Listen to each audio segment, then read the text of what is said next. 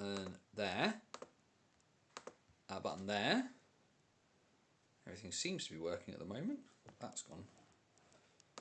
We're going to press a button and I hope this all works because this is wonky. There we go. That's better. Just that sort of horrible moment of, I swear I didn't leave it in this position. Plenty going on. Obvious one. If you're watching on catch up, then the word to stick in the comment down below, firework. It's nice, it's straightforward. I'm just going to double check that I've pressed all the buttons and this isn't about to make a horrible noise in the middle of the show.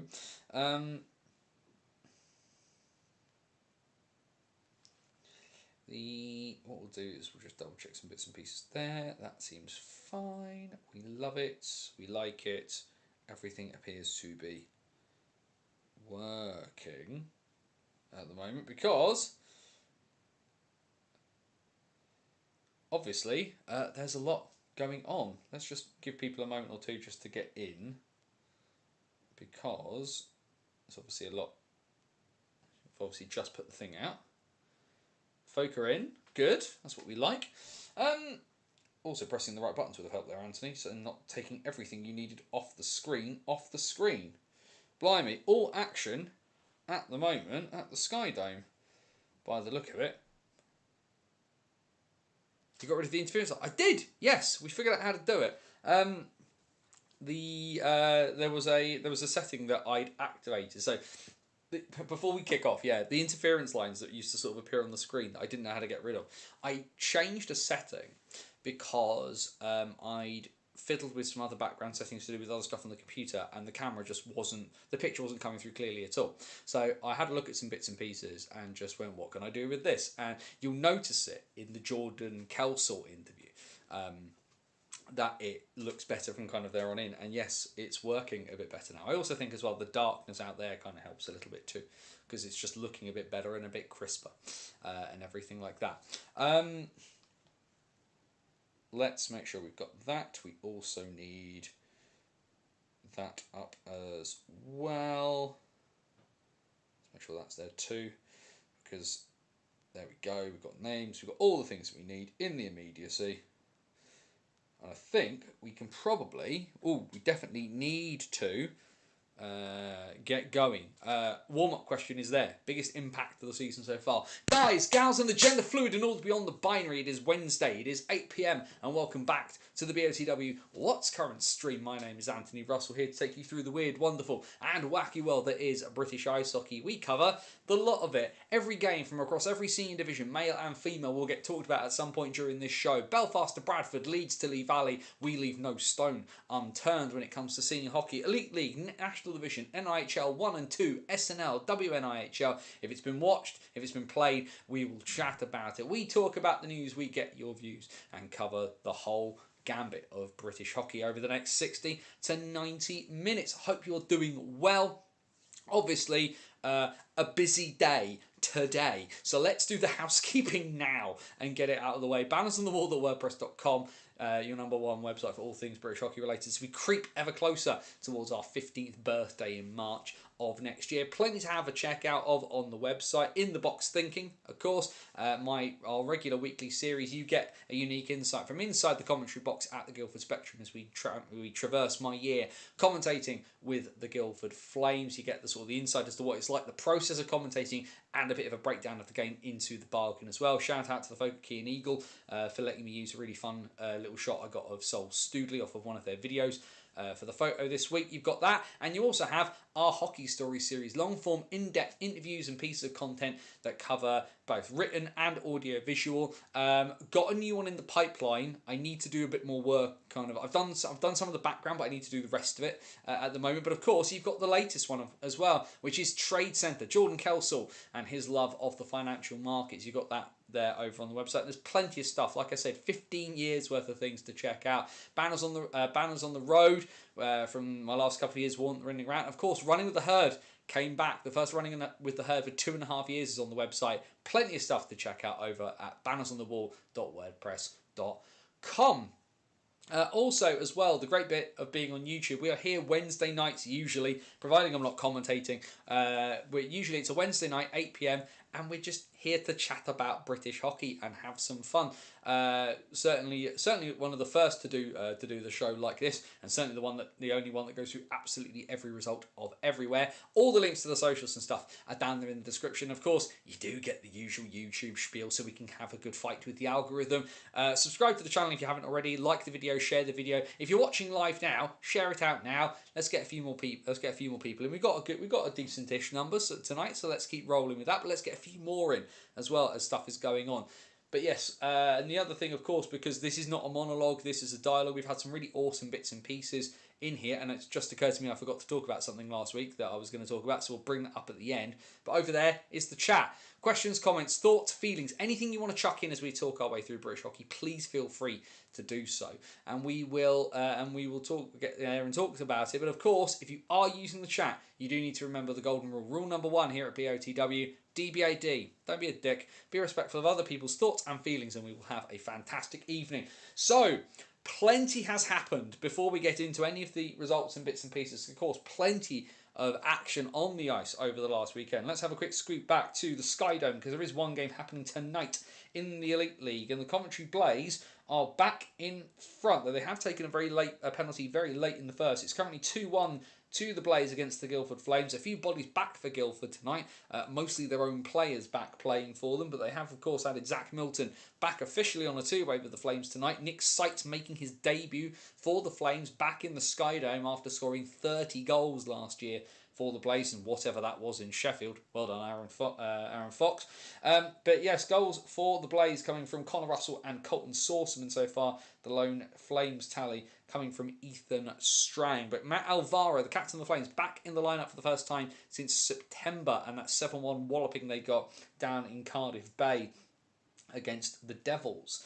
We'll keep tabs on that game, of course. You know the drill. If you're keeping tabs on the game, stick bits and pieces in the chat. We did stick the warm-up question, and feel free to keep answering it throughout the show. Warm-up question is, who has made the biggest impact so far this season? We've had a few people join in. Kayla McPhee at Telford is Jamie's bits into the bargain.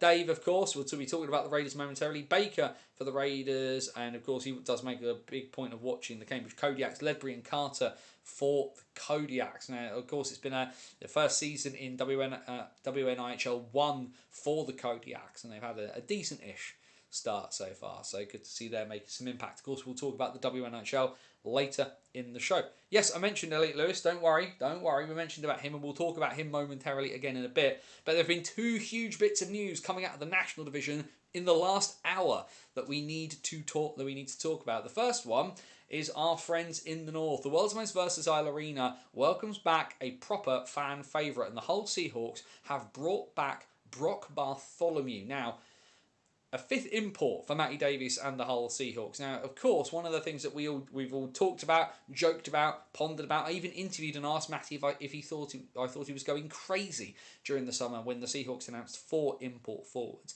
But they have now gone and strengthened on the back end and have now gone down the Milton Keynes route. The Lightning, of course, came into the season with 5 imports, and I know some of their fans have been questioning some of the choices of imports, particularly over the last weekend, as to who has played when. But one of the things that Hull have seen is that they have all of this firepower, but have not really been producing the results in the way that they would have liked. It's gotten slightly better-ish over the last little while. But ultimately, the one thing that we talked about, the fact that they really lacked, was defensive stability and defensive experience into the bargain as well. A lot of young guys on the back end for Hull.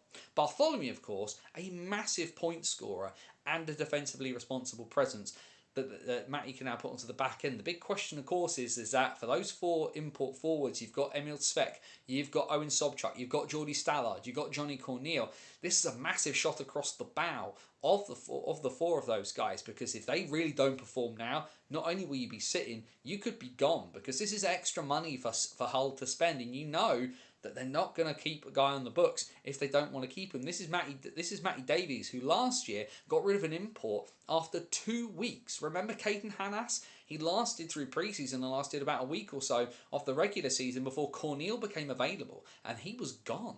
And so, like, Matty will not hesitate to use the option and get rid of guys if he doesn't think they're performing up to scratch. So we will see what happens in that one. Ultimately, the proof will be in the pudding because they've announced the signing today. I haven't seen in the immediacy what their prediction is in terms of getting him into the lineup because, obviously visas and bits and pieces like that will take a while. We'll see if we can have a look very quickly. If there's anything, we'll just have a quick look at the if it's on the website itself. So of course, you go to the Seahawks thing. The first thing it tells you about is buying season tickets. News is there. It is not immediately on their website, and there's no news on their website since September. Awesome. Really good job there, folks. Not the best thing that they could do, all things considered. Let's have a quick squiz then onto the whole Facebook page and see if they've got anything there. Brock is a cracking signing. Defence is always an afterthought for. If Matty can be accused of some things, it can be accused of being sort of attack first. But Hull hockey's always been a little bit run and gun and a bit defensively sort of wonky at the back. No immediate news there as to when he will be into the lineup. But you venture that Matt is going to want to get him in ASAP. Now, with one person coming in, we of course need to talk about the really big news of the evening that broke just over an hour ago, and that is the news that the Romford Raiders have released head coach Jason Buckman from his duties, and he parts way with the club. So for those of you who don't remember the quick potted history, of course, Jason Buckman for the last couple of years has been the coach of the Romford Buccaneers. He was coaching the NHL South 1 team in Romford when Sean Easton was coaching the Raiders, and when Adam Leishram took over last season post the change of ownership. And then Leishram said, I want to go back to playing, I don't want to coach anymore. Buckman was brought up from the Buccaneers to be the new head coach. And Ethan James, former Raiders netminder, has stepped away from playing to coach in South 1 this season. Apologies, folks. I just need to quickly sort my nose out there. I haven't got a bit of a cold, as you can probably hear into the bargain. But either way, so Jason Buckman has been relieved of his duties. Now, this is a weird call. I have left a message for one of the Romford ownership, and they have not got back to me at this present time. He says, quickly looking at his phone, because he wants to double check. No, still no message back from them at this precise moment in time, because it's if we quickly squiz to the National Division website, what we'll do actually, if I quickly, let's see if I can actually quickly get this up. If we quickly sort of bash through a few of these, we'll have a bigger look at these momentarily. So we can hop our way through, get to the table. Let's get to the league table there, because Romford at the moment are not doing terribly, if we're honest with ourselves. As you can see there from the league table, so the cup table doesn't make amazing reading. 8th place, of course, you need to be in the top 4 to do that. But you've got the league table on your screen right now, and Romford are in 7th place. So 6 wins in total, 1 in OT, 6 losses, 2 defeats in overtime and the shootout, which I don't think is terrible form, especially when you consider they've got 7 out of the last 8 points. And we'll obviously go back and have a proper look at the results and bits and pieces momentarily. But it does feel like a very, very strange decision to make at this time. What we'll do is we'll quickly cut back to the main screen. So this only speaks to it really, if we're honest, being one of 2 things. Because, of course, there's a lot of bits and pieces bouncing around. There's a few rumours flying about. And it is, as I've seen there, some people saying it's an awful call, strange decision. I think John, our friend from down in Kent, has said it there. There's more to this than meets the eye, and I have to believe that that's more than likely the case here. And it will sound very, very strange.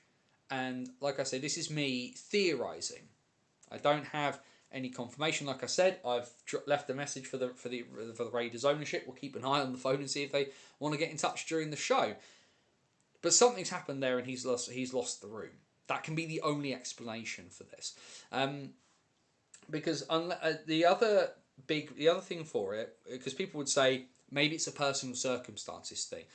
Any club worth its salt, if this was personal circumstances, something away from hockey was taking Jason Buckman away from coaching the Raiders, you are telling your fans that in your press release as you release your coach. There is absolutely zero way that this would be that kind of thing. The press release itself is interesting in the fact it's on the Raiders website. It is short. Is the only real is the only description of that. If we, I'll actually pull it up in case you've not had the opportunity to see it. Because here it is. It's on the front page of the Raiders website. Jason Buckman departs. I will read you the entire thing. Romford Raiders announced the departure of head coach Jason Buckman. We would like to thank Jason for his contributions to ice hockey in Romford over the last few seasons. We wish Jason all the very best in his future endeavours and look forward to seeing his continued journey in the world of ice hockey. That's it. That's the entire PR. So if he had gone somewhere else, eventually it would have been announced very quickly. And eventually it would have been much more of a timed announcement style thing where Romford would have released it and then within the next sort of 10-15 minutes we'd have seen somewhere else he is going. For me, like I said, the immediate conclusion with no evidence elsewhere and no inside knowledge or any of those bits and pieces, he's lost the room. Somehow he's managed to lose the room when they've been winning, which is impressive. The other potential one that is less likely, but also possible, is somebody has become available that they wanted, couldn't get, and are now able to. Now, this would be very un-Romford-like. This would be very anything like. It doesn't generally happen in British hockey a lot. This isn't a country. The National Division is a league. It doesn't really happen a great deal in British hockey at all, unless something goes very awry, that there is a coaching change mid-season. I can kind of count on, like, without getting out of my fingers onto my toes, of the last couple of times that's actually happened. Happened to the Manchester Storm last year as well. Mike Flanagan was released. Midway through the season. Mike Morin stepped in for a bit before Cam Critchlow took over in the summer.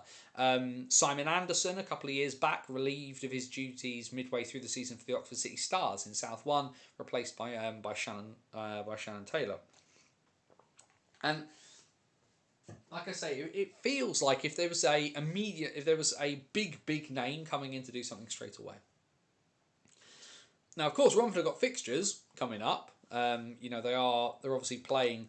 Playing this weekend because they've got a doubleheader. They've got a doubleheader weekend up in Solway, and in terms of what happens with that, I'm interested to see who takes the reins for this. Of course, Adam Leishram is there. He's on the roster, but he's obviously said he doesn't want to coach. Does one of the Brits step up? What do you do in this sort of situation? The last coaching change I can remember is Paul Thompson at Sheffield 18-19 season. We've definitely had more recently than that, Jamie, must be said. But it just feels like a very, very odd moment. Like, when you're doing well, and yes, it hadn't started perfectly for Romford, and we know that Romford have to punch above their weight. They obviously did last year, making the cup final. The Sapphire is a lovely place to watch a game of ice hockey. If you've never been, you should go. But your max is under 1,000 people. Money's always going to be tight, and you need to do well with what you've got. And Romford has always relied and done well with bringing on Brits from local and doing good things with them. Saw Sean Miller rumoured on the 4,000 and counting post. He would be an interesting person to take over and have a crack at it for sure. So thanks for chucking that one in there, Luke. Certainly for me, he's obviously a very, very big presence. He's obviously a very, very popular person with the fans. So if they got him to take over on an interim basis until somebody else took over, potentially that's an idea. The other option, of course, is you go back to what you know, and Sean Easton returns to take the reins for a little while. Would be an option there. I don't think Ethan James steps up. Obviously, the Bucks have really struggled this year, and I think it's best to kind of let Ethan develop. There's no point. He's already been chucked into the fire in his first coaching gig in a really competitive league in South One with some really big name teams who are very big heavy hitters. Chucking him into the national division at this point feels unfair. I think would probably be the best way to describe that.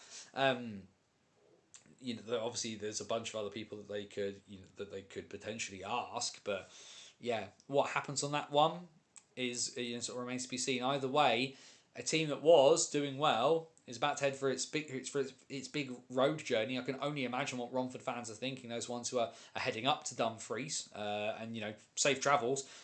All the photos came up. It's been 2 years since I was in Southwest Scotland, and it immediately made me want to go back. But yeah, it was a very interesting piece of news. Like I said, obviously between Nicky and myself, we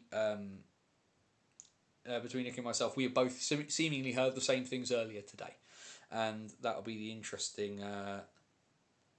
Be the interesting one. We will see what happens on that, and of course, you can rely on all things Banners on the Wall. Be keeping an eye on what's going on there. What we do need to do though. Anthony Leone has been on the bench for the past few weeks. Another option potentially. That would be interesting. Certainly very interesting. If nothing else, Luke, just because in my brain, Anthony Leone I just immediately associate with Invicta. So him being on the bench for Romford feels really weird. I won't lie. Right, we need to adjust these graphics because, of course, we jumped our way forward. Let's get back to the Elite League stuff. There we go. All the way back. Unfortunately, it's not smart enough this to do the to be able to cut its way through. But what we will do is we'll have a look very quickly because I don't know whether the second period will have started yet in Coventry between the Blaze and the Flames. It is not as of yet, but the Flames will start with 1 minute and 50 seconds of power play, so we'll see whether they're able to get something out of that. Either way, the Challenge Cup in the Elite League is somebody. Sorry, I've just because there's another comment popped up about Anthony Leone. The Challenge Cup in the Elite League is slowly creeping towards its conclusion. There weren't that many games in the Cup over the last weekend, but as you can see there, we've got Saturday at the top, Sunday at the bottom. And Group A is officially done because this is where I was, of course, commentating on Sunday for what was one of the strangest games I've ever seen with my own two eyes, and certainly the oddest of my relatively short commentary career. What was only my 11th game into commentating in Guildford, and the Flames icing 5 regular forwards due to injury. Of course, 2 import netminers down, both Justin Fazio and Jake Kupski on the bench. Taz Berman taking the net for the first 40 minutes. Adam Long getting the second, but a raft of additions. 5 players called up from elsewhere. Zach Milton and Evan North from the Basingstoke Bison called into action. Of course, Milton now officially on a 2-way with the Flames, and then 3 players called up from the Guildford Phoenix into the bargain on this one, making the jump. And they, of course, played on Saturday in a pretty big league game, which we'll get to in a little bit, and then playing on the Sunday on Spectrum Ice for the big club. Scott Bailey making his Elite League debut at the age of 28 alongside Sol Stoodley and Liam Kennington. Liam Kennington may be a name that you don't quite recognise as much. Kennington is 17, playing this season between the Fire Kings in the under-19s, the Phoenix in Div 2, and he's also signed on to play for the Solent Devils in Division 1 as well, keeping that pipeline down the A3 between Gosport and Guildford firmly trodden. As you can see there, Riley Brand, the only goal, a shutout for Christian Stover in this one as the Devils wrap up Group A. Of course, we already know that Sheffield and Coventry have made the semi-finals outright. Nottingham make the playing game. Group B is where it's starting to get interesting, though. The Clan are seemingly in a position where if they run the table, they will make at least the playing game, and potentially with results could potentially make it all the way through. But a huge win for them, a couple of wins for them over the weekend. Saturday, winning away in Fife by 5 goals to 0. Hugo Wa with 2 goals into the bargain there, and a combined shutout between Lucas Bryan and Sami Itakalio. And then on the Sunday, Devon Sidorov with a captain's performance, all 4 goals from the number 95 for the Clan as they beat the Stars and put them in some real trouble. In terms of regular league fixtures, of course, we'll get to the one that Jamie's been waiting for me to talk about. The Panthers and the Giants met at the NIC. The Giants sneaking out of that one with a shootout victory in that tightly fought game. Up in Dundee, well, the Flames were 1-0 and 2-1 up. There was a point for a large chunk of this game where Elliot Lewis, in his Elite League debut, was holding on to the game-winning goal. He and Cole Yulee on the board for the Flames in this one, but the Flames... well, they ran out of puff and they ran out of steam, and the Stars, with a big third period, managed to turn that one over, taking some points in league play. Another defeat for the Fife Flyers on Friday in league action as they lost 5-1 away in Manchester against the Storm. And then we got the combined games in the league from Saturday and Sunday. 3 games on the Saturday there. The one that most people will have probably circled as a big potentially title interest game. Win for the Sheffield Steelers at home. Giants have had a lot of injury problems as well. They're having a lot of problems on the back end in terms of guys being hurt. But you only beat in hockey what's put in front of you. A comfortable win in the end for the Steelers. The Devils outshot Manchester by 34-16 on Saturday night. They had to really grind their way past the Storm, but grind their way through. They did a 3-2 victory for Paul Thompson's men. The Panthers beat the Blaze by 5-2. In the only league game on Sunday, where did Fife pull this one from? A 3-game weekend for Jamie Russell's side, but they managed to run the Steelers all the way, and they also arguably had a penalty not given for them that they should have really been on the power play in overtime. Didn't end up working out for them. The Steelers, because good teams find a way, take the points in that one. So, as we're starting to eke it a little bit more into the league season, let's have a quick look at the league table as it stands, of course. Some teams have played 6, a few teams have played 8, but the 2 names at the top of the table are the 2 rivals. The Panthers and the Steelers are there at the top, and Sheffield lead the Elite League by a point currently. Cardiff have a game in hand which would get them level with the Steelers. The Storm, 10 points, are doing relatively better in league play than they did in cup play. Belfast have a couple of games in hand, followed by Glasgow and Guildford, who will meet on Sunday. Coventry, Dundee, and then at the bottom is Fife with that 1 lone point from their 8 league games played so far. Just for the confirmation, as you see, it's all wrapped up. The game's done in Challenge Cup Group A. The Flames finishing bottom. I promise it's not my fault, Flames fans. It's more to do with the injuries and going 1-7 in September that probably didn't help them very much. As we can see, though, the Steelers qualify automatically as group winners. Blaze are through as well. The Panthers beat out the Devils on away wins. That's how tight that one was. And then we have Group B. And as you can see, it's pretty close. Teams played 12 games in this group. So Fife are done. We knew Fife were eliminated anyway. Dundee have a 2-game weekend, as we will have a look here momentarily. Just see the points there. Belfast, maximum they can get is 17. Clan, the maximum they can get is 16. The Stars have 2 games in hand and could run the table to 17. Because if we have a quick look at the fixtures remaining in the Challenge Cup this weekend, it is Dundee's.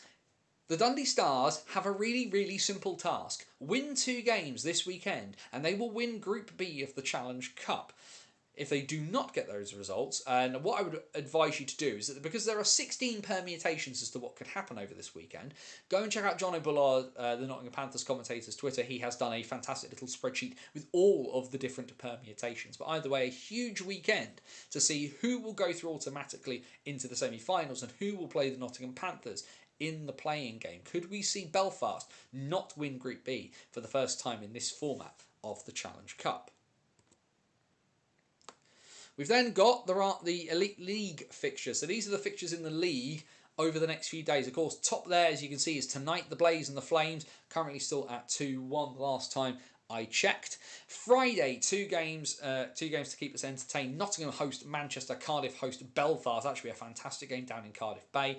Saturday, Manchester take on Coventry and Fife host Nottingham. Obviously, Dietrich Svensson now having left the Flyers. We'll see what their response is able to be. And then a 3-game set on Sunday in the league. Sheffield versus Cardiff, of course, one of the classic ties of British hockey. Coventry host Fife at the Sky Dome. And then there is where you will find me, The Late Show, 6 p.m, this coming Sunday from the Guildford Spectrum live on Flames TV will be Guildford versus Glasgow for the second time this season.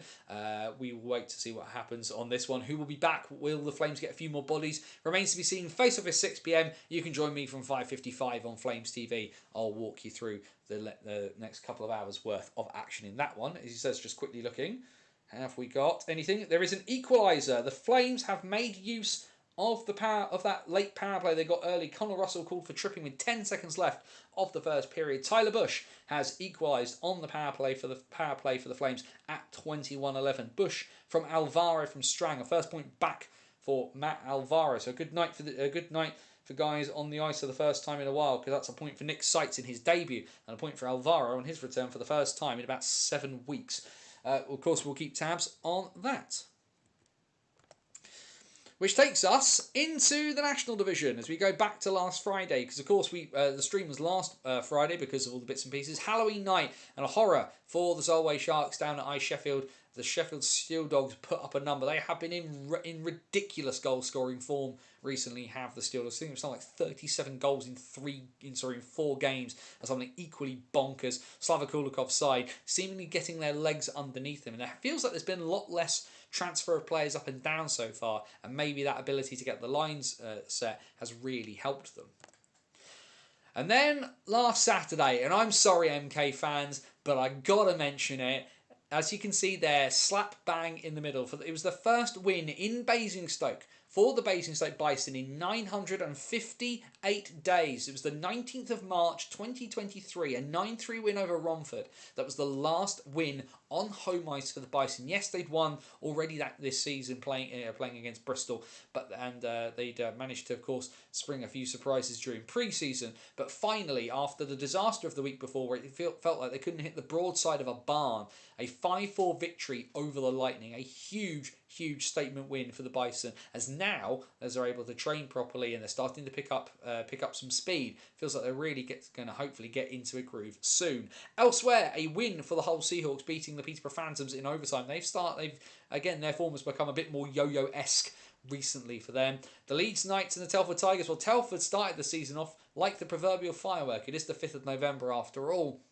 But it feels like the Knights are starting to turn back into the Knights again, with those young players having stepped up due to some of the injury issues on the back end, and now with Sam Dunn to help back there as well, it looks like the Knights are going to start potentially returning to the form of old. And then, like we say, Jason Button might be gone, but his last weekend was relatively productive. An 8-3 smacking of the Bristol Pitbulls down in the southwest for the Raiders, a big statement win there. And then the first of their doubleheader, a win, which I think might be, if it's not the first, they definitely haven't had that many, for the Solway Sharks against the Swindon Wildcats. A 5-3 victory for the Sharks at the Shark Tank. Of course, they've only been back in their building for a couple of weeks as well.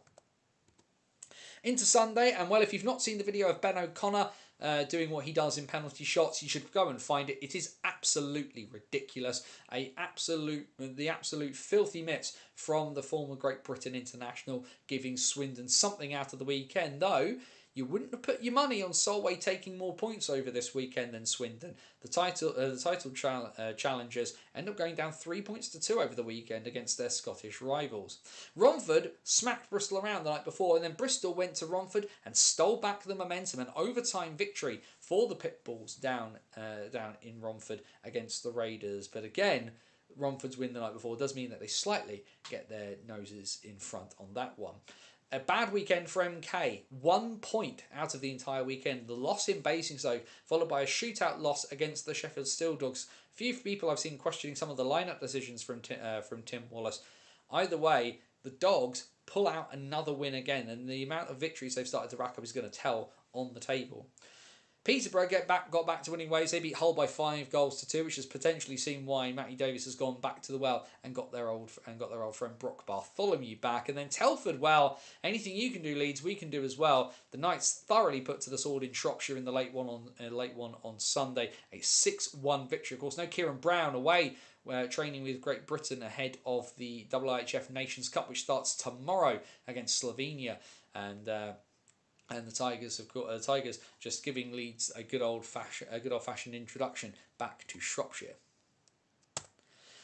The league table then looks like this. Despite only picking up 2 points on the weekend, the Wildcats still top of the table. They lead the Leeds Knights by 2 points, but Sheffield are firmly interjecting themselves into this. It's 3 points back on Swindon, 1 point back on the Knights with the same amount of games played. Telford has started to fall away a little bit with their forms having been a bit more up and down. And the thing there you can see there, the Knights and the Steel Dogs, 70 goals in 15 games, which is pretty impressive stuff. Swindon arguably need to get a few more goals on the ball, but they have also only conceded 30 into the bargain. Telford, Peterborough, MK down in 6th will be giving some folk in Buckinghamshire some apoplectic moments there. The quality that's on that roster for MK to be so low down will really cause some perturbations. They are effectively playing 500 hockey, 7 victories and 7 defeats. Romford in 7th, Hull in 8th at the moment, which again, Matty Davis will not be pleased about that one. Of course, Brown's been taken out, hasn't he? He got injured, didn't he? But yes, he's not the roster is still very much in my brain. Apologies, Finn Ulrich, I forgot about you. That's on me. But yeah, Hull in 8th, Bristol, Solway, and then Basingstoke with 5 games in hand on Solway and 6 games in hand on Bristol and Hull. And if Basingstoke start to pick up some momentum, they should hopefully be in a position to do some damage as a result. Cup table does look a bit different. Sheffield, MK doing much better in that. Sheffield, MK, Swindon and Leeds would be the semi-finalists if everything happened today, but Telford and Peterborough have that game in hand on Leeds where they could potentially overtake them. Pretty much everybody from 7th down isn't going to make the next round of the Cup. Romford could, but it will be pretty tough to do. It will be pretty tough for them to do so. Basingstoke and Solway are pretty much out as it stands.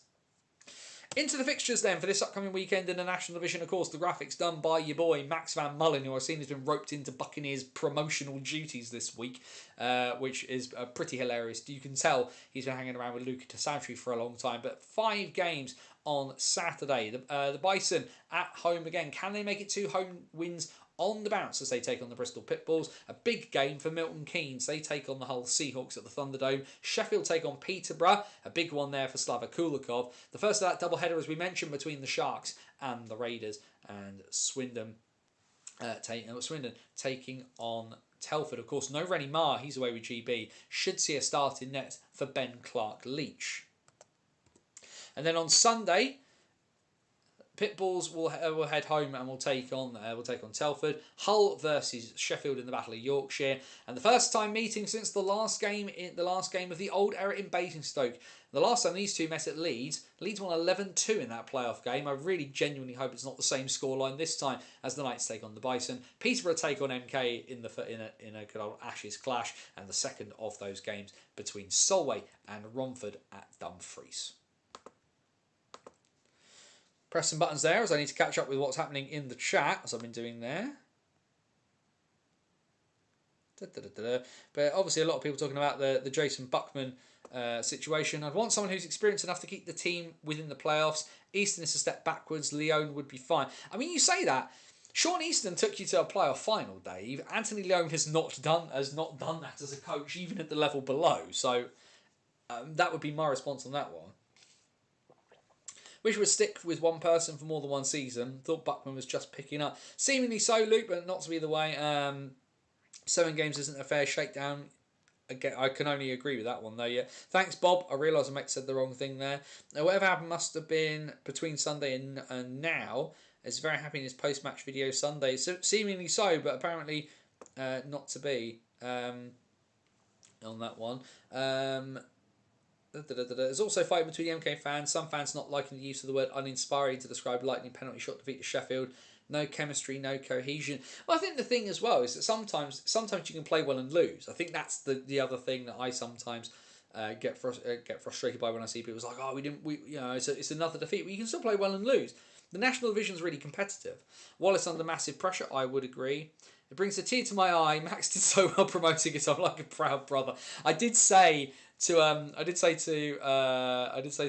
Max's mum, Luca, it's like, tell me you watch Luca Tasadri videos without telling me you watch Luca Tasadri videos. As well, you should also, because he's popped in, Widnes Wild goalie Luca Tasadri. We'll be talking about him more momentarily, of course, because somebody did very well this weekend. Go check out Luca. He was a guest on the Billingham Stars podcast with Craig, Carol, and Jono this week. At some stage, we'll get Luca and Tyler, and we'll do a big conflab on BOTW, because I think it's interesting to see those two boys from London, Essex, however you want to frame that, both now playing up north against each other. They've got a long and storied history, the two of them, so I think there's a good piece we will do there at some stage. But do make sure you go check out Luca on the Billingham Stars podcast this week.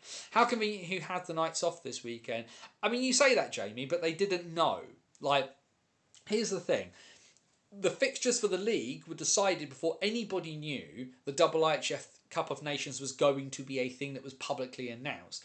And also, with all the will in the world, if you're announcing a GB squad, I wouldn't have assumed Rennie Mar would have been picked. So you can say it's convenient. However, sometimes it's not a conspiracy. Sometimes they just are out to get you, and that could be the way that is on that one.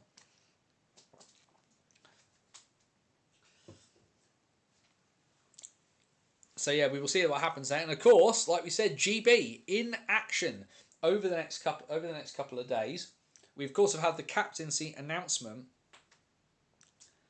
Coventry have scored again. Kim Talberg putting the Blaze back in front by 3-2. As there's a bit of a coming together after a penalty by the looks of it. We will click some buttons and just make sure that this is going to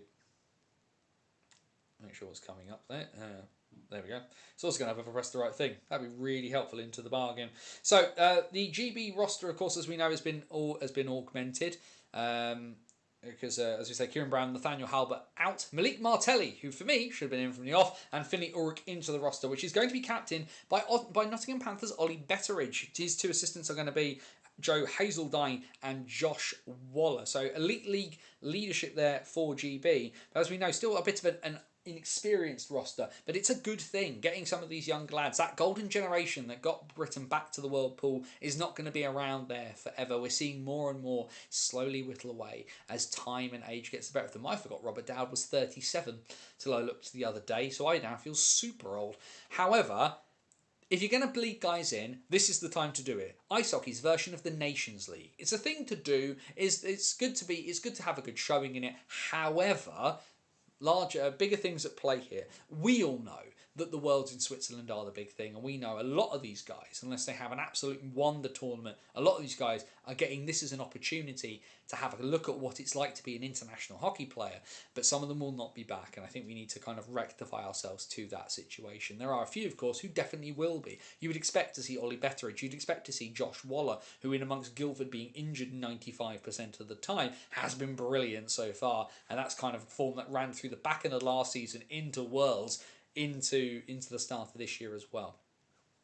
Nicky has joined us. Good evening, sir. Of course, make sure Nicky's doing his bits with 4,000 and counting. So I know he's got it's like a really cheap subscription model now. If you're interested, go check out Nicky's bits and pieces for that. We want these NIHL lads getting international experience. It's a great opportunity. Interesting to see how seriously other nations take it. Yeah, it's a really good point, Nicky, as well, is because GB are going out there effectively bleeding in a massive amount of youngsters. But we haven't seen in the immediacy, or at least I've not, what the other teams are doing. I want to go and have a look very quickly, and let's have a quick look actually while we're talking about it. On the IHF website, the Women's Asia Hockey Championship in Kazakhstan, interesting, but not what I need right at this moment in time. Tournament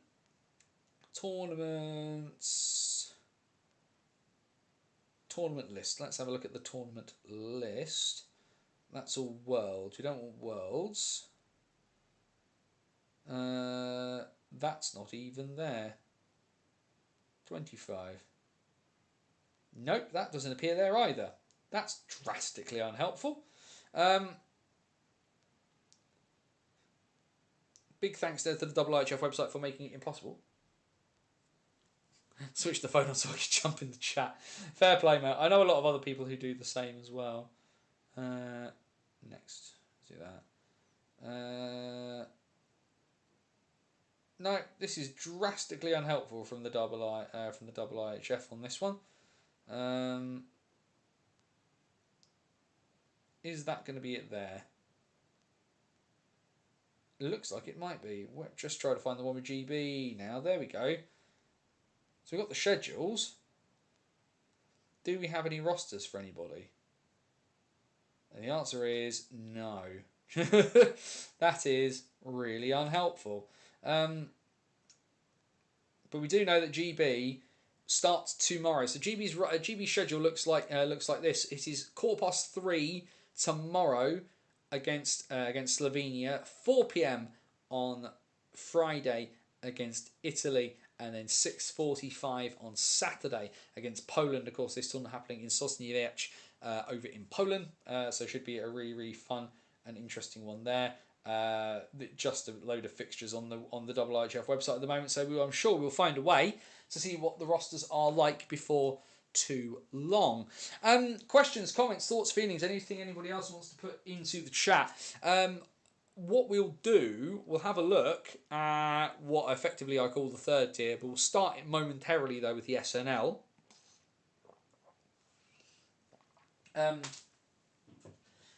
Because, like I say, I'm finding the SNL very interesting, that we've been keeping more tabs on it this year. And of course, thanks again to Connor over at SNL Ice Hockey Updates for letting us use at least the league table graphic. Flames equalise, all guns blazing in the Sky Dome. 6 goals before the half-hour mark. Ethan Strang tying things up. Strang from Gosselin from Brown to get a third on the board for the Flames.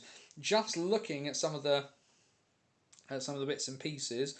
Elliot Lewis with 134 of ice time. Zach Milton with 144 of ice time. So they've at least had a couple of shifts into the bargain there. I make that one a period so far. But either way, all good things and all that. We do like the fact that those guys are getting some opportunities. And of course, we knew with the Flames having 3 full lines, we knew that their chances were going to be a bit more limited tonight.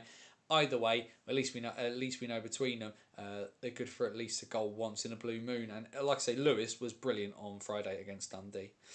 Let's quickly hit some buttons then, and we will have a quick look at the SNL. That I will talk about that moment. I'll talk about that later, Jamie. When we get to the end, I'll have a chat about that because I'm interested to hear people's thoughts on Elite League expansion. You can put those bits in the comments as well. Just very quickly need to pull up the other bits of Connor's bits and pieces here, because you can see the results on your screen. So Saturday, another ridiculous win for Whitley against Kilmarnock, and of course we'll see the damage being done to the Thunder momentarily on that one, as Whitley win by 20 goals to 2. Much tighter game in the league on Saturday up in Aberdeen. The Lynx squeezing by the Kestrels by 3 goals to 2, and then a game that was purely in the Scottish Cup. The Edinburgh Capitals maintain their perfect start to the season. They win up in North Ayr against the Wild by a score of 6-2, and then on Sunday, back to two games, 2-6-0 shutouts. Ben Keddy getting the shutout over in Glasgow for the Edinburgh Capitals as they beat the Paisley Pirates, and Ewan Simpson with the shutout for the Dundee Rockets as they beat the Solway Sharks SNL roster by a score of 6-0. We then go and have a look. As ever, it does make some very grim reading down the bottom, but the Capitals continue their good form so far. I've managed to make something appear that I didn't want to appear. Go away. What's going on? I'm trying to make things move and they're not moving, which is very problematic at the moment.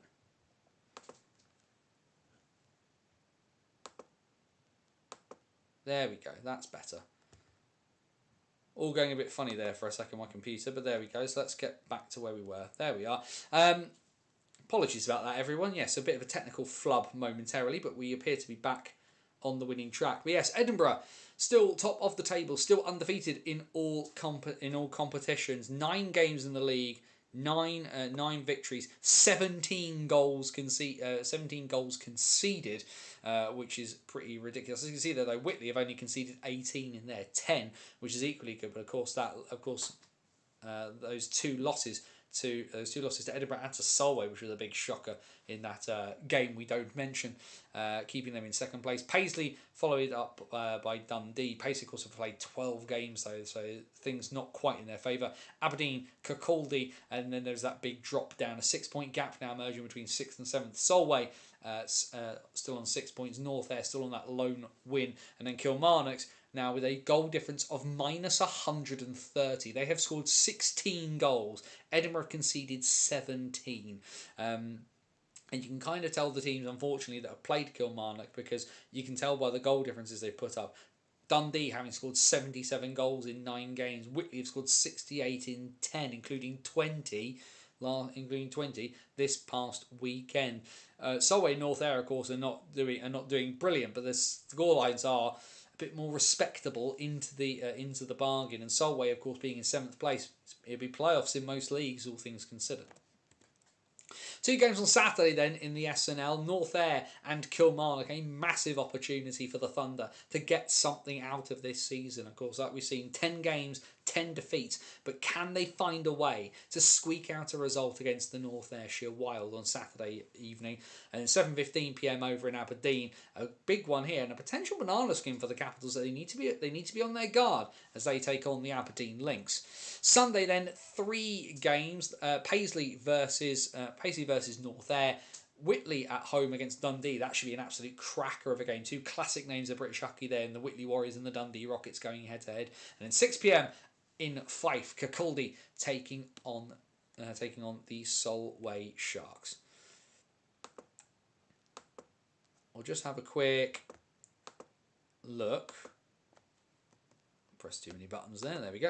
I'll just have a quick look then into the chat. Perfect chance for the NHL boys to get some opportunities. From what I hear, these games will be well attended. Good pressure atmosphere on a national level for the boys, indeed. The Caps are a wagon. The Caps are a wagon, to be honest. Rebrand Guildford to a London team with a different rink. Keep Guildford to an NIHL team. Just move the rights and owners' pockets to another part of London. Sell him the dream.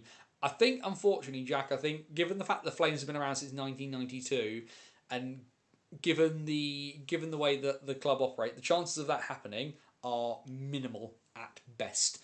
I think that's a hell of a pipe dream, all things considered. Though of course his son has played for Haringey, so you never know. Not Newcastle and hockey doesn't work.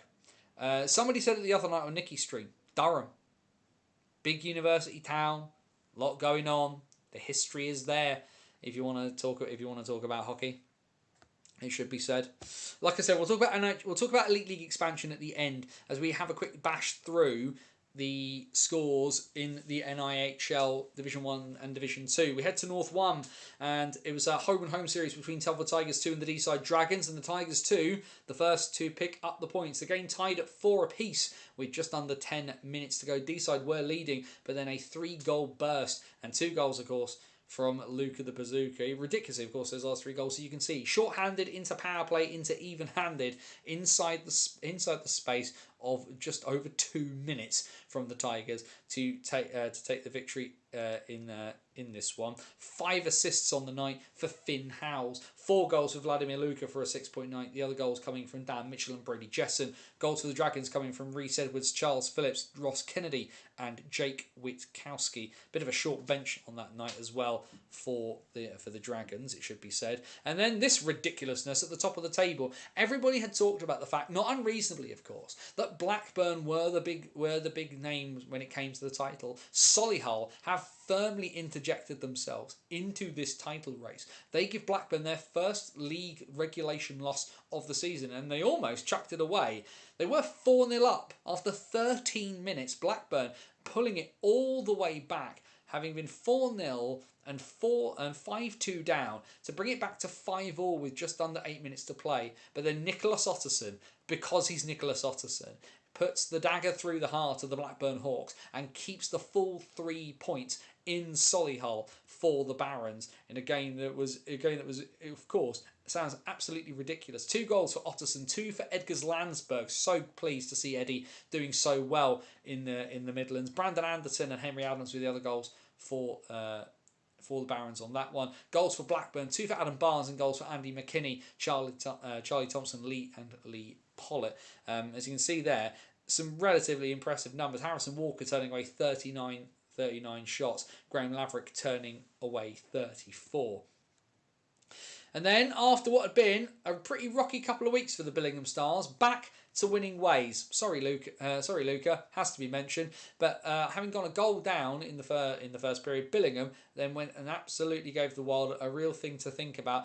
Widnes did pull themselves back into it, and it did take that late goal from Michael Elder to fully seal the deal. But the Stars back to winning ways by a score of 5-3. Ben McClellan, Dan Hyde, and Alex Parry with the goals for the Wild. A hat-trick from Michael Elder, the captain leading from the front for the Stars. James Helens and Callum Wilkinson with the other goals for Billingham.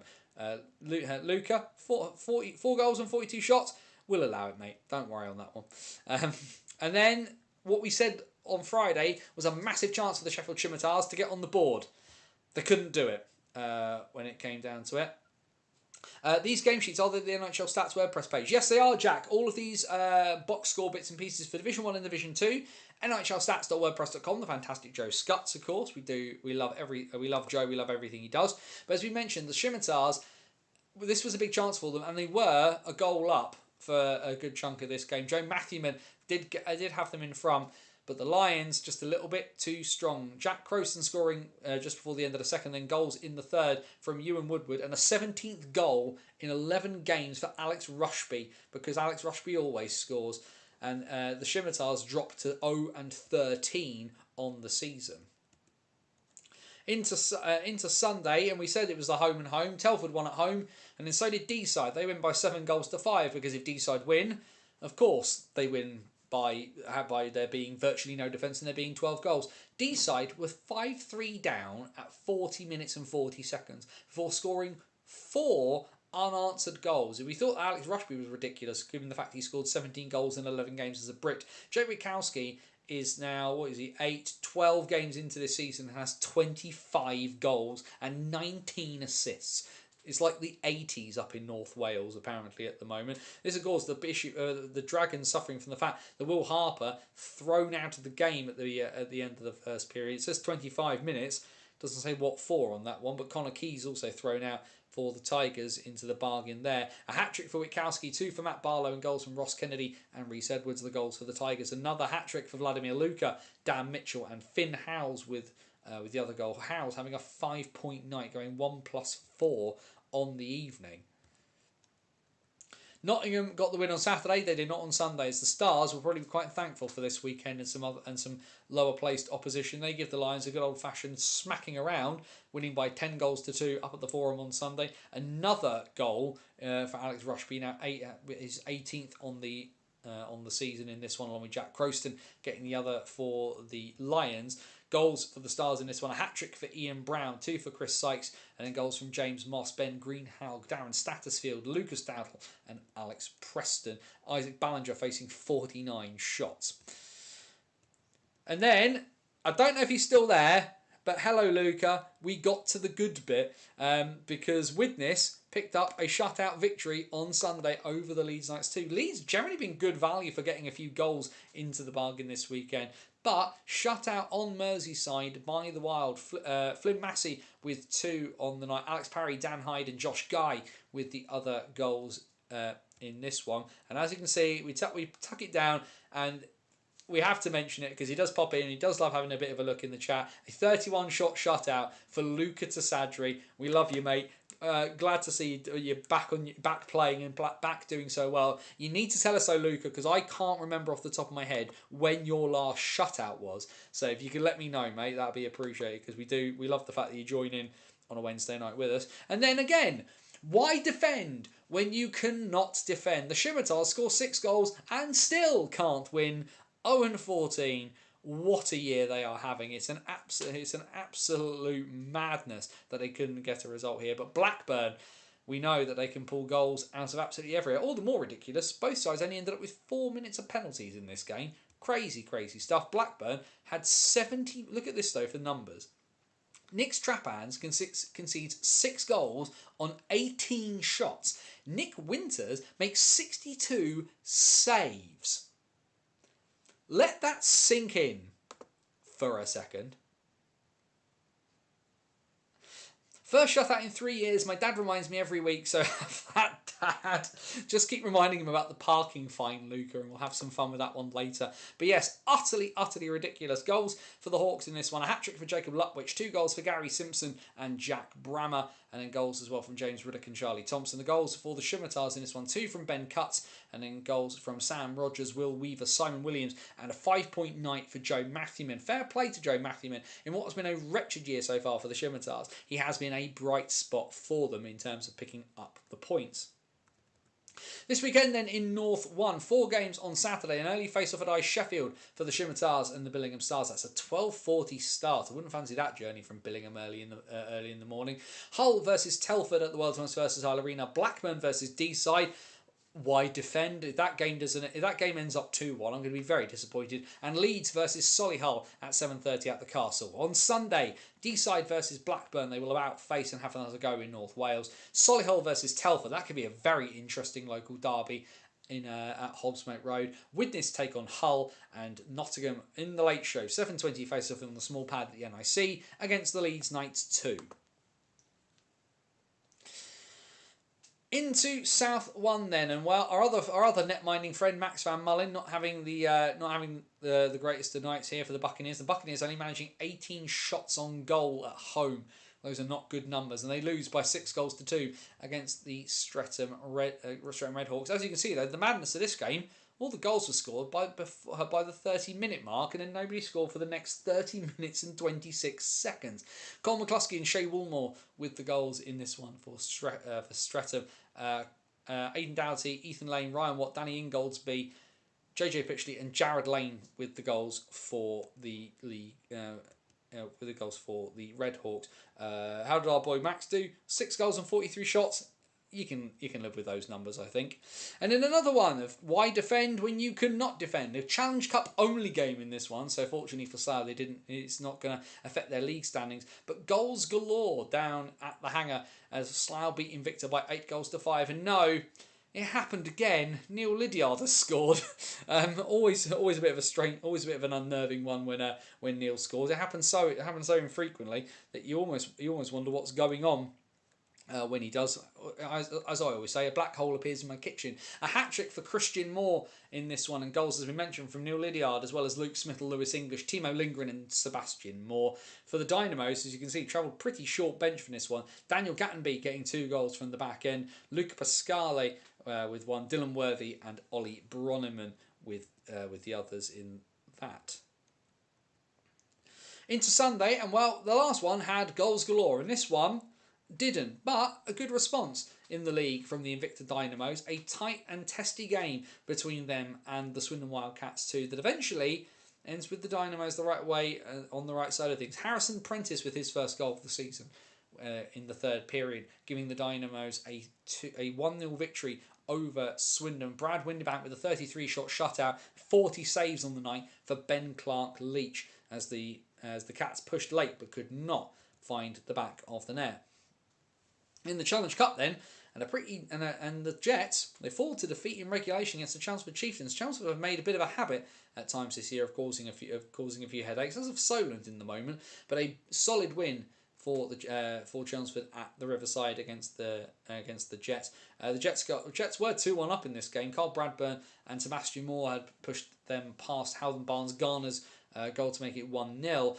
Second from Barnes Garner, 1 from Grant Bartlett, and then 2 from Cam Bartlett, giving the Chieftains the victory in this one. Though, as you can see there, Matt Smittle, according to this, conceded 5 goals on 16 shots, and Slough had 51. I don't wish to cast aspersions, but sometimes I wonder whether the shot counts are done. Whether the shot counts will be sometimes done in the right way. I'll be back south soon. Hey, we'll have to figure it out. It'll come down Guildford at some stage, mate. We'll figure that one out now. Does Buckman go back to the Buccaneers to look like a completely different team this year? Pass on that front. I think that'd be a bit harsh to Ethan, but you never know. Interesting, both Telford 1 and Telford 2 are both on double away games this weekend. Must be an event on in Telford. Potentially, you don't know. Well, Well, I haven't got the women's fixtures. I don't know whether the Wrekin Raiders are at home, Jamie. I hope the Bees can't form a team next year. Slough are given a chance to step up. They, as we've reported before on here, they did not. Their last attempt did not pass the board of the National Division to do so, Jack. So we will wait and see what happens in that one. Elsewhere on Sunday, pretty comfortable win for the Streatham Redhawks on the high road against the Solent Devils, 7-1 in 7-1 in the league. I'm not sure what Obviously, it's been a tough time for the Devils. The rink's not been open long. They've not been able to train as much as they would have liked to, and it has been pretty tough as a result. Rory Martin Edwards taking the full 60 in this one and making 43 saves into the bargain. A pretty quiet night for Danny Milton. The lone goal for the Devils coming from Charlie Wedge. The goals for the Redhawks: a hat-trick for Aidan Doughty, 2 for Ethan Lane, and goals from Luke Brittle and JJ Pitchley. Next week, this upcoming weekend, not tons of action in South 1. Romford take on Chelmsford at the Sapphire, because of course the Raiders are up in Scotland this weekend, and Cardiff take on Invicta down in Cardiff Bay, and then the Buccaneers will have the double home weekend. They take on Slough on Sunday. I believe you can buy tickets to, from what I remember of Max's promo, you can get tickets to both of those Buccaneers games for £15. £15 will get you entry to both Saturday and Sunday at the Sapphire. So if you're not travelling up to Solway and you're a Romford fan, go make sure you support the Bucks. Make sure you support our boy Max into the bargain. Elsewhere on Sunday, Chelmsford take on the Swindon Wildcats. Two, like I say, been one of the surprise packages of the entire British system so far this year. And on the high road, the battle of the capitals, Streatham versus Cardiff. North 2 and Sutton feel like they're starting to pick up a bit of pace against Nottingham, who are one of the three teams who are yet to win a game at that point on Saturday. An 8-2 win for the Sting over Lions 2 in this one. 2 goals from Morgan Glasby, a hat-trick for Lawson Glasby, Adam Brooks-Smith, Matt Jeffcock and Elliot Meadows with the goals for the Sting. The 2 goals for the Lions 2 coming from Charlie Davenport. And not a good weekend, not a good Saturday for the Altrincham Aces, as the Billingham Buccaneers make the travel down from Teesside and they shut out their hosts. A 7-0 victory into the bargain for the Buccaneers in this one. 2 goals from Lewis Hall, as well as goals from Dan Capel, Sam Dowd, Stuart Jackson, Lewis Hall. Lewis Hall we've already mentioned, and Dimitri Kritans getting a 3rd goal of the season for him. It was an 18-shot shutout for Ryan Wardell.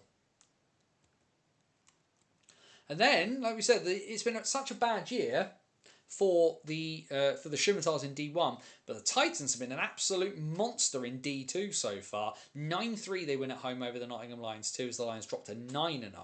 As we know, not the worst record in British hockey so far, because the Scimitars definitely hold that. But another comfortable win for this Div 2 side that really look like they're stepping in to fill that gap, and it feels like the Sutton Sting, who maybe thought they might walk towards the North 2 title finally, with Telford being out of their way, are not going to get that luxury. And all the more ridiculous, 9 goals from 9 different goal scorers for the Titans in this one.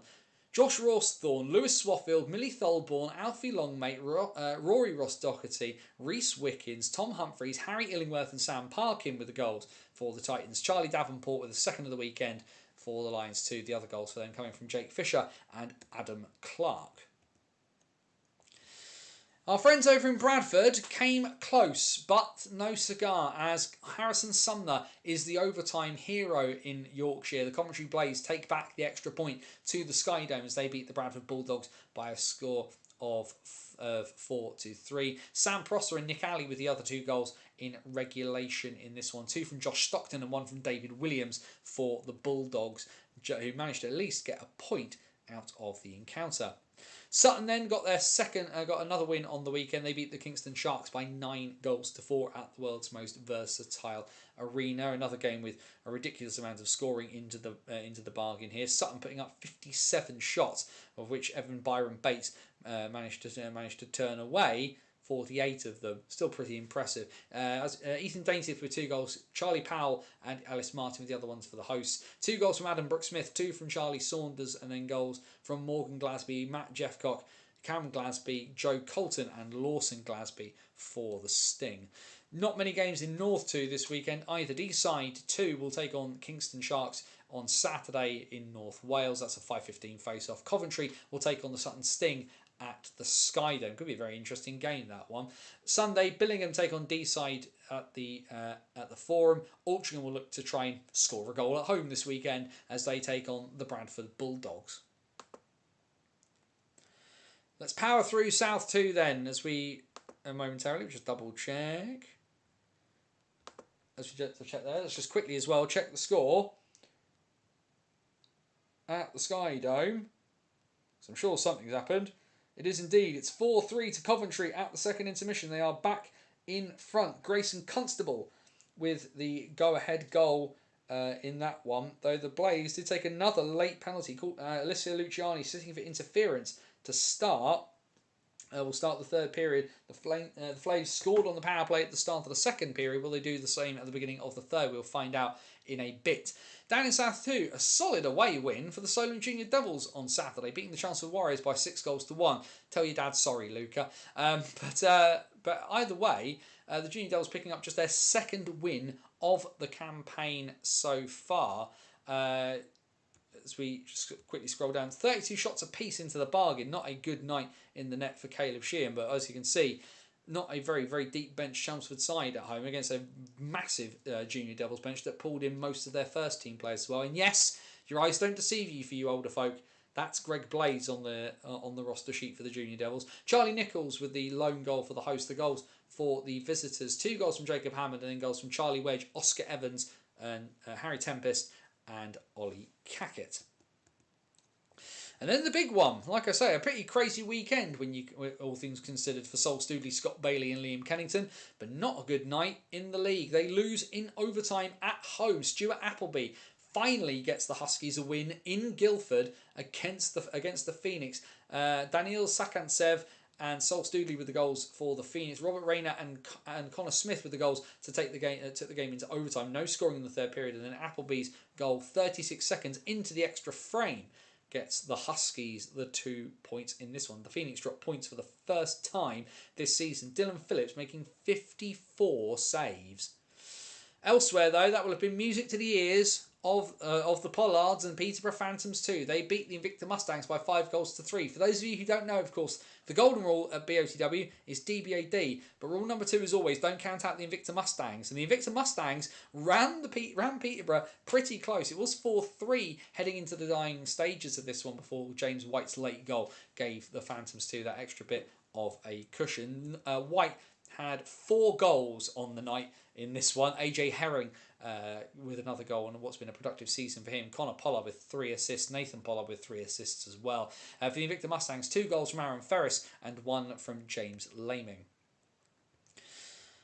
Sunday, a win for the Cardiff Canucks at home. The 2 against the Slough Spitfires. 2-5 the Spitfires dropped to, but they've certainly been making an impression so far in their first season in South 2. And what was a game that had a fair few penalties into the bargain, it should be said. Sam Davies, Henry Stanley, Zach Shanahan, and 2 goals from Lewis Halliwell for the Canucks. The goals for the Spitfires coming from Felix Hemmings-Marr, Ed Cave Humphrey, Harvey Harmon, and Tristan Dibden. And then there's this. This wasn't close in the slightest. As Lee Valley, God bless them, we know they managed to get a good win the week before against Slough. They did not get such mercies against the Oxford Rising Stars, who put a 12 spot on the Lions. Game did go back and forth, sort of little patches of scoring for both teams in the immediacy, but Oxford in the end putting on an absolute clinic in a game that, as you can see, got a bit feisty towards the end. Callum Lynch chucked out for fighting, as was Josh Freeman in that one. Freeman did have a goal in this game. 2 goals as well for Colin McCluskey and 2 for Nathan Awayemi. For the Rising Stars, take a deep breath, shall we? 4 goals for Matt Lawday, 2 for Joe Edwards, 2 for Danny Williams, and goals from Ed Crotty, Jacob Smith, Theo Bundock, and Chris Beckett. We'll have a look at the goalie stats in this one. No one counted the shots of the Lee Valley Lions, so Lord knows, all things considered, nor do we have any time on ice. Charlie Hanley, though, faced the whole lot for the Rising Stars in this one. And ultimately, bad news for Guildford as Peterborough got the 6-point weekend, winning in that late face-off against the Bristol Pitbulls 2 by a score of 6-2. Peterborough 3-0 up by 3-0 up at one point in this game as well, and ultimately just being a little bit too strong for their hosts. Ollie Schoen and James Wood with the goals for the Pitbulls. 2 goals for Connor Mellett, 2 for Jack Sansby, and goals from Nathan Pollard and James White, making a 5-goal weekend for the Phantoms 2's number 13. Saturday, pretty busy, all things considered, in South 2. 1 game in the Eddie Joseph Memorial Cup, that's between Peterborough and Oxford.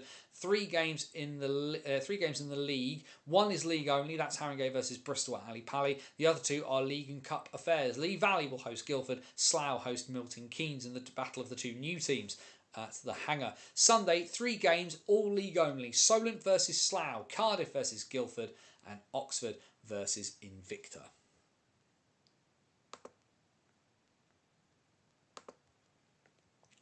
Who are the North teams who can make the step up from North 1/2? South 2 is massive.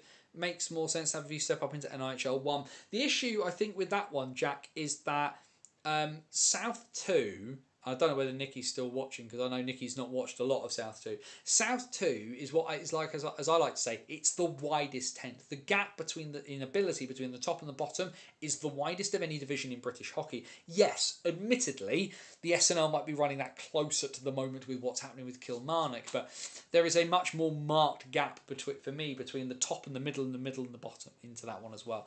So, and also the one thing we do know from a South 2 perspective, Peterborough were going to step up until the bits and pieces with Slava Kulikov leaving for Sheffield effectively just meant Peterborough as a club just went, we need to pause this and rebuild and try and have another look next year. There's some talk as well about potentially folk in Guildford having another conversation about stepping up as well. We will see on that one. Really interested to see. Guildford and Huskies could handle South 1. I'm not sure the Huskies could handle, from a roster perspective, South 1 at the moment. It's like I say, they've been so much more inconsistent this year. Could they, from a structural organisation standpoint, 100% I think they could. I don't know if they've got the roster for it. Guildford would be okay, probably. Off the back of the fact they have got a much stronger junior system to push guys up, and you've got guys coming through like Liam Kennington, like Sean Reynolds, like Oscar Minter, like Daniel Sekentsev, and there's more there to kind of work with, I think. John, thanks for chiming in. Bucks / Streatham, Max did really well. Shout out to the 2 ways from Haringey and Lee Valley. 28 and 18 man. I'm not sure who would. I was going to say there's obviously a few extra bodies into that one. Build a two-way system is Streatham. I don't know if they would on that front. I'm not sure. Streatham are more than happy to kind of do their own thing in their own way, and I don't know what Streatham would want to do. Apologies. Following what happened with the bees and all of that thing, they might just be happy kind of where they are for the moment. What we need to do, if I press that button, we'll have a quick bash through the WNIHL, because of course there's plenty that happened the last weekend in the women's game as well. 2 games in the Elite League from the weekend. Saturday, a horrible journey up, a long journey up for an early face-off with the Streatham Storm, and they were not given a warm welcome by the Whitley Bay Beacons as the Northerners beat the Southerners by a score of 3-1. Solihull, of course, who had a bit of a rocky start to the season in their title defence, firmly put the new girls to the sword. They beat the Bristol Huskies by a score of 5-1. Whitley still retain their place then at the top of the table, though they've played 3 games more than the Queen Bees, the Lightning and the Vixens. The Queen Bees very much in a position where if they win out, they will go top and be top by some margin. Bristol and Streatham are battling their way out to avoid the relegation playoff at playoff weekend. Elsewhere across the WNIHL, in the north, the Caledonian Steel Queens had a relatively good weekend the weekend before. Didn't work out this time. They lose at home by 4-2 against the Kingston Diamonds as the Hull side look to come back and get their place in the Elite League back next year. The Cambridge Kodiaks losing at home 5-2 to the Swindon Top Cats, who will also be battling for their place when it comes to looking to try and get into the Elite League. In Division 2 in the North, in the Valerie Conference, a good weekend for Whitley Bay as the second team beat the second team from the Sheffield Shadows by 5-2. In the South 2 Valerie Conference, wins on the road for Haringey and Oxford. Haringey beat Slough by a score of 2-1. Oxford win down on the South Coast against Solent by a score of 4-1. In the South 2 Elizabeth Conference then, not quite as close games, it should be said. Bristol Huskies 2 make the long journey across to Gillingham and it's by a score of 14-1 against the Invicta Dynamics. Coventry with a shutout win in the Sky Dome. The Phoenix beat Cambridge Kodiaks 2 by a score of 3-0. Two games in the under 16s leagues. In the North, Whitley Bay with a comprehensive win over the Leeds Junior Knights. The Beacons winning by 8-0. And then an 8-0 the other way, but this time it was a road win for the Chelmsford Rattlesnakes. They won at the Link Centre against the Swindon Top Kittens. We don't have the immediate fixtures to hand for the lower reaches of the WNIHL, so we apologise on that one. But what it does mean, as I hit that button there, is that we have gone through every senior game played since we last were live on the BOTW What's Current stream. We've covered from the Elite League to the bottom, from the top of the Elite League to the bottom of South and North 2, and the WNIHL and the Scottish National Division into the bargain. We've talked about it all, which means we do what we always do here on BOTW. We open the door. Questions, comments, thoughts, feelings, anything you want to chat about, then throw it into the chat now, and we will bash our way through for the last 10-15 minutes or so. The one thing we said we would talk about is the Elite League expansion talk that obviously was mentioned. This was mentioned by Todd Kelman on the commentary. On the Cardiff Devils podcast. Of course, talk of a potential 3-team expansion. For me, only sort of 3 sites. For me, I think you need to go for 2, and I feel that given the player pool that we have and given the size of country that we have, it is 12 feels like a good number for both the Elite League and the National Division. The thing that strikes me about the Elite League plans is that just dropping a team can work, but it also can't work, and you sometimes may need to build it up. Now, for me, one of the things is people say to me on a regular, we see it in here, who from the National Division could step up? Well, it depends where a big enough rink comes to. Can you survive in the Elite League as a team with a 2,000 seater? You can, because we see it happen. Coventry's rink isn't huge, they survive. Guildford's rink isn't huge, they survive. Fife, Dundee, all find ways to make Elite League hockey work. The question, of course, is that pushing on and how British hockey wants to push on. Because for me, and I don't want to sound parochial, I think that there has to be something about the foundation of what hockey looks like underneath that. Because I think if there's anything the Elite League sometimes forgets about, it's that, and certainly people who are big watchers of the Elite League, they seem to think people appear from nowhere. Ultimately, I think the idea has to come that we need to build out these cities with Elite League teams as hockey places with the ability for young people who watch the sport to then play the sport. There is no point in parachuting in a team with 15 imports and not looking at how, one, you get the requisite amount of Brits, because British players should not have to play in the Elite League for a packet of Watsits and a handshake. And also, this idea that hockey just purely becomes an entertainment experience and nothing kind of happens around it. Like, if you watch films as a kid, there's a high chance you'll want to be an actor or work in cinema, right? Not every kid who watches films says to themselves, I want to be an actor. But you make graphic artists, you make computer artists, you make people who want to work in things like the production side or making props. If you plonk an ice hockey team into Liverpool, kids in Liverpool will want to play hockey if they watch hockey, right? And I don't know what the infrastructure piece around that is. I listened to the 3-on-3 podcast during the week, and because I've known Dave Grant for a really, really long time, and I like the show, and it's a really good thing to. I listen to a bunch of different Elite League podcasts now to just kind of pick up on sort of some of the vibes of what's going on around the league, because I'm still newish to the Elite League in this iteration. But they talked about the fact that when they were in Germany, they talked about the fact that, you know, there was a stall there and people could like make a donation and get like some, you know, like a pretzel or something like that, and it would go to the juniors. To have a DEL license, the clubs must have a junior development system that they are attached to. Same in DEL2. Junior development is a mandated part of being a DEL side. There is no DEL team that is not connected in some way to a junior setup. And no, not every kid comes through, and no, not every team pulls out loads of their juniors. And, you know, sometimes they will pick up kids from other places. That's hockey, and that's what happens. But every single team in the DEL and the DEL2 has a connection to a junior system. And I really hope that the infrastructure piece around this, not just putting in a team in an arena, but everything else that comes along with it, comes with it.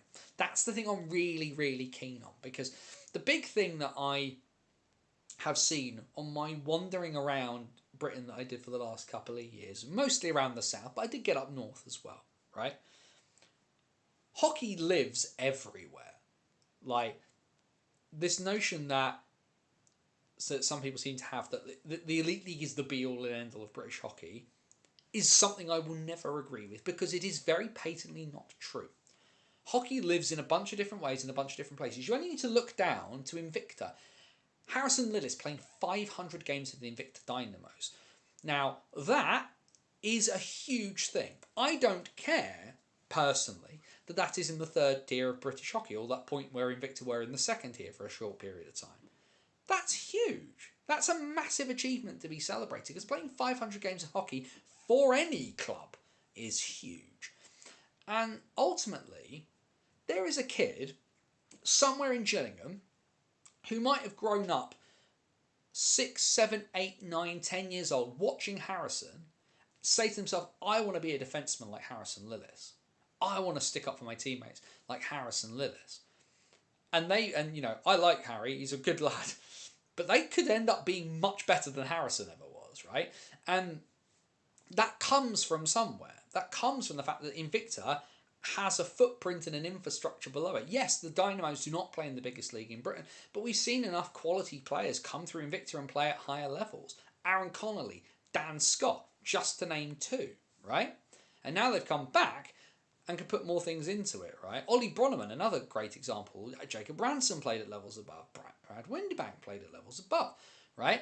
And so putting teams into places and expansion has to be more than just, we're putting an Elite League team here.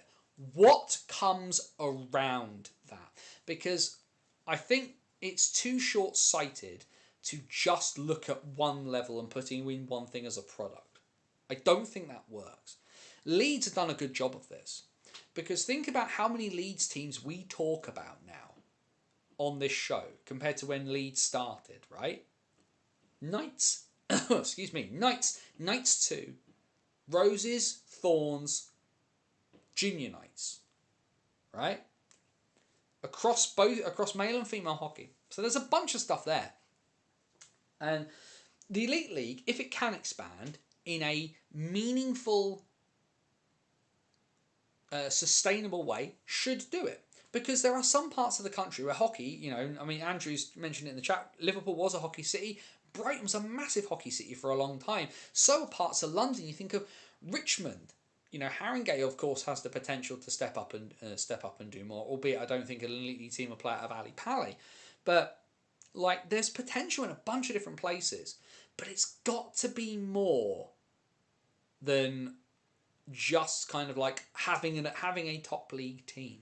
You've got to build the foundation of what comes below it, because this is the one thing that hockey is not great at sometimes. It's not great at future-proofing itself. It's good at hoping it has, but it hasn't always been good at doing so. And obviously, there's parts of this kind of coming, and we've seen the kind of stuff with GB and Ice Hockey UK And I mean, Henry Straylands deserves a lot of credit because the one thing he's done is not try to build the middle of the house before the bottom, because doing the governance bit that makes all the sporting bodies and funding bodies like British hockey means that there'll be money to do some of that down the line. Deserves a lot of credit. That's a smart thing to do. You don't build a house from the middle, you build from the foundations up. And getting British hockey into a place where people will go, I can give you money because you're doing the things we expect you to do, good start. Especially as well, where arguably one of those sports that's around a similar sort of watched level, not that has high participation. British basketball is in the bin right now. Great Britain's national team is banned from competing because of how bad the governance is from the British Basketball Federation. Huge opportunity here, and it's not, basketball is a fantastic sport. If you love it, enjoy it, back it, do what you need to do. As somebody who loves ice hockey more than basketball, there's a huge opportunity here for ice hockey to step in and fill a gap. It's a shame that Lee Valley was given only an 800 capacity, £2 on a former Olympic site. Could have been rebuilt as a jewel in the crown. But of course, the big issue there, Dave, is that off the back of the Summer Olympics, how would we sell a Winter Olympics legacy? There's an issue there. Jack, I see you mentioned MK could do it again. Don't know if they risk it though. They absolutely will not. They are making silly money playing in the national division. They wouldn't want to go through that again. London arenas in Stratford Park has the capacity for a team. The structure to turn these arenas around to build an ice rink can work. Lee Valley, perfect training rink, two-way with NHL 1. Your optimism, Jack, is at a level where I am astounded by, and more power to you. I would say, yeah, I mean, like the Copper Box potentially could be an option, but I don't think it's built for it. But yeah, certainly that idea where if an arena turned up somewhere in London, Lee Valley as a training facility would 100% make sense. Just be careful of the parking. Sunderland, that's an interesting shout as well, because of course we know the North East being a big sports venue, but there's no hockey. When you think of Durham and Whitley in the top flight all those years ago, Sunderland were there obviously as well. People have talked about Newcastle. The issue again is where and how. Because putting a rink in is all well and good. The infrastructure around it needs to be safe. It needs to make sense. Otherwise, it is pointless.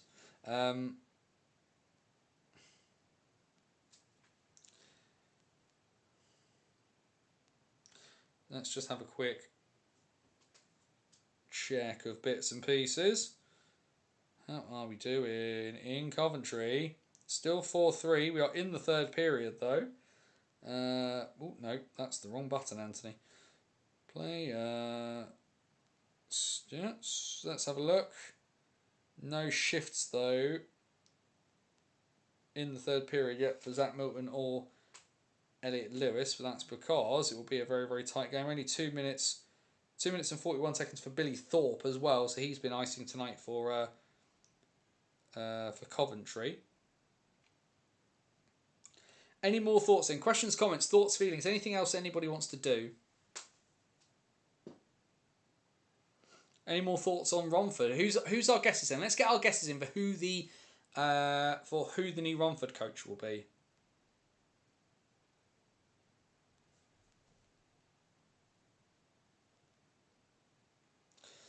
The other thing, I need to find a message very, very quickly because it was.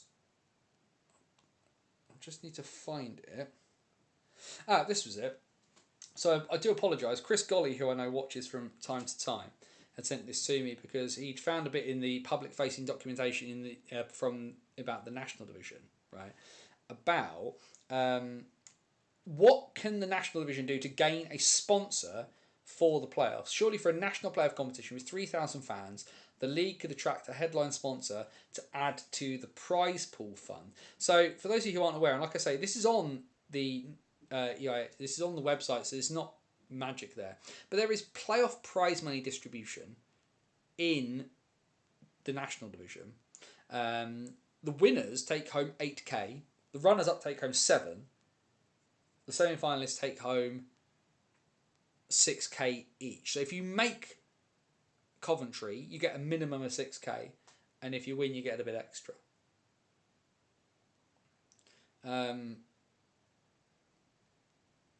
So ultimately,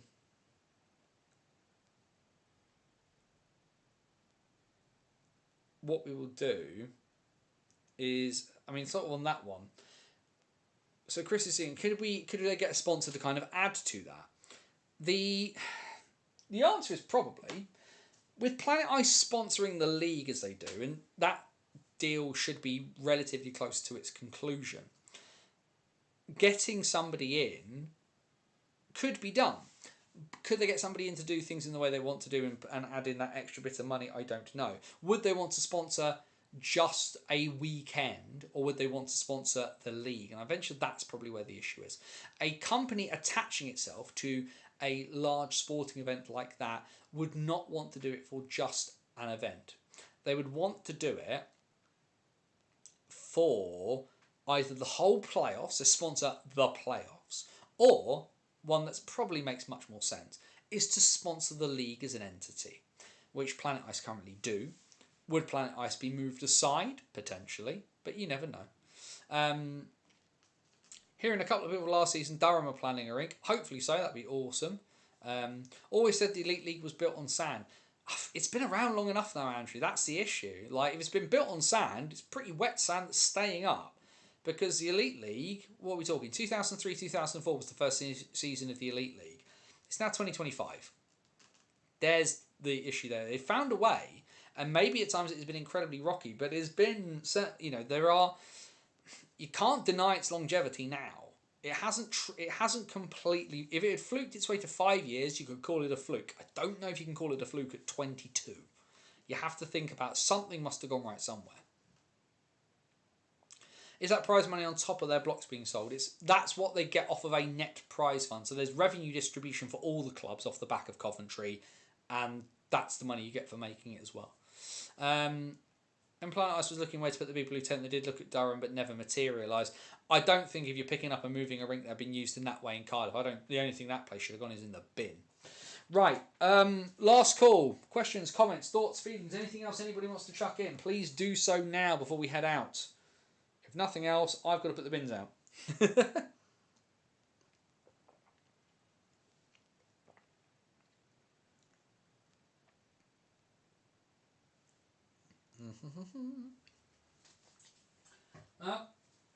Nick Sykes getting a little overly familiar with Matt Robson again. Goaltender interference, he's just been called for. I'd love to see the Isle of Wight back. I'd love to see the Isle of Wight back as well. I don't know what you do, because the Isle of Wight I don't think is in a position to sustain a massive arena. Excuse me, sorry, someone's just crawling across the thing there.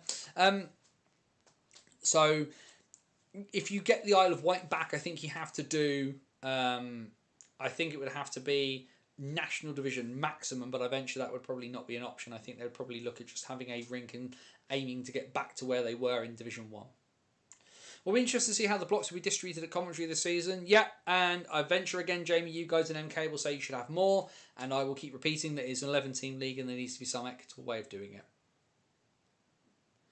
There isn't companies with a lot of disposable income. There aren't at the moment. Yeah, there just isn't really. Ovi versus Sid tomorrow. Indeed, yep. Not been a great start to the year for Ovi, but I think he sort of, fizzled the candle a little bit at the end of last year. He just needs a bit of time to kind of get back to it. But the season's still young, so I'm not overly panicking at the moment. Sean Miller, player coach maybe, or I'd like to see Lewis Clifford take a chance, but I can't see him leaving Chelmsford like that. I can't either, Jack. I'd be very, very surprised if he left Chelmsford mid-season. If he went after the year, I wouldn't be, wouldn't be a shock in the slightest, because that's British hockey, things change. But yeah, I would be very, very shocked if Cliff left Chelmsford now for Romford. That'd be a huge surprise. If I'm a betting man, if I'm a betting man, it would be either a player coach, or I still think Sean Easton coming back is a possibility.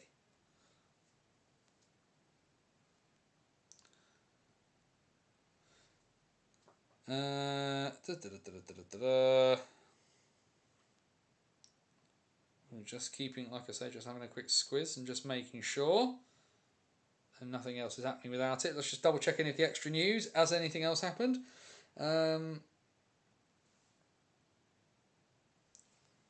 Nothing immediately.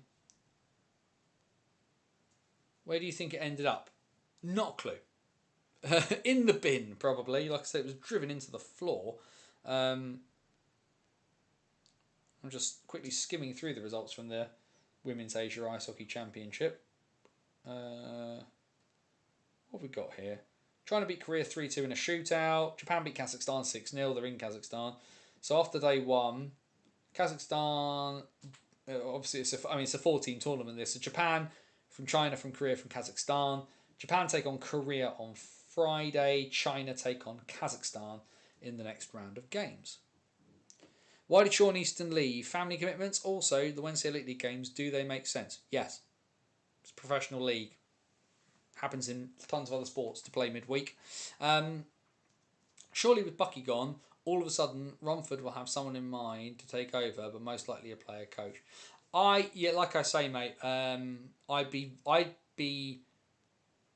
a player coach at this point would make sense, I think. But like I say, it depends who wants to do it. There's your bigger issue. Why did Sean Easton leave family commitments? From what I understand, and like I said, this is on reporting, and I won't tell people my sources, obviously, on this one, but that that he was burned out by the end of the John Scott era and needed to step away. But we will, like I say, that is, I've not spoken to the man himself. The man himself did not give me an answer when I asked him about it, and so, like, in terms of what I could say on the record, I have what people have told me.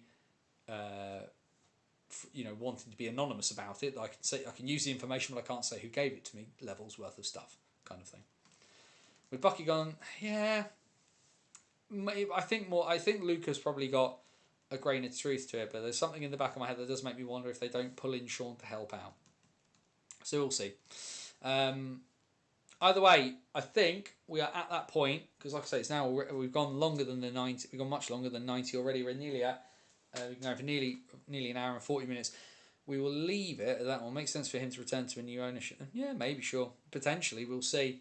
We'll call it there. BannersOnTheWall.wordpress.com, your number one source for all things British hockey related. Continue to follow my crazy commentary journey with In The Box Thinking. And of course, you've got the latest hockey stories piece. The other place, of course, to keep tabs on is Hockey Stories. Trade Centre, Jordan Kelso on the financial markets is up. I've started background. I need to do some more on it on the next one. I've got a couple of ideas, and then I've got one I'm working on, and then one to work on down the line. Because there's plenty of cool stuff to kind of talk about and find, but it's just time. Max is going to take over Romford eventually. Give him China. Let him finish his A levels first. But yeah, like I say, you've got all of those bits and pieces over on BannersOnTheWall.wordpress.com. Awesome, Jack. Thank you very much. Thanks for joining the party. Like I say, nearly 15 years. Where are we? November, December, January, February, March. So we are, just about 4-5 months away from hitting our 15th birthday for Banners on the Wall. And of course, the next In The Box Thinking will be out next week. You can find me on Flames TV this coming Sunday. Guildford versus Glasgow. 6 p.m. face-off. What tickets are left? guildfordflames.com/tickets. Do come join the party live. It's always much more fun. I'm happy to say hello if you do come down. Otherwise, 5:55 I'll be live on Flames TV to talk you through that one. Should be really interesting, and you'll get the write up on bannersonthewall.wordpress.com. Head down into the description. There's all the links to our socials on the link tree. We're on Twitter, we're on Facebook, we're on Blue Sky, obviously floating around, and there's the link to our virtual busking hat at buymeacoffee.com/BOTW. Never going behind a paywall, but things cost money to do, and so to keep keep the lights on, keep the wheels spinning, always massively appreciated. If you can't spare the money, that's totally cool. Please share stuff out. Like I say, it feels like we're really fighting the algorithms. I've noticed the distribution out is dropping down, and it's quite, obviously, like, I can push as hard as I can, but obviously it would really, really help if you guys can chip in with that too. Be really, really appreciated. Otherwise, like I say, all the other YouTube spiel. Subscribe to the channel, like the channel, share bits and pieces out, and of course the great bit is we're here Wednesday. It's not is also as well. There's plenty of stuff to watch on the YouTube channel, but if you like your up-to-date hockey bits and pieces where you get to join in the conversation, Wednesday nights, unless I'm commentating, but usually Wednesday nights here at 8 p.m. Every game from every senior division across British hockey, male and female, we will take you through it on the What's Current stream. Another week done. I've had the day off today, and I didn't feel great at the start of the day. And there was, but I've really enjoyed just coming back tonight. We talked about a few bits and pieces, Elite League expansion, and prize money bits and pieces. Just great to do it, isn't it? And really enjoyed it, and got plenty of more hockey to come. It's great, isn't it? Be happy. And if you can't be happy, then wherever you are, please do your best to please be safe. As my friend Scotty Walls would say, take care of yourself and somebody else. For Banners on the Wall at WordPress.com, this is Anthony Russell saying stay safe. And so long till next time. Enjoy your weekend. We'll see whether Luca can find a way to get another shutout as we go. And we will have a chat about it next week, next Wednesday.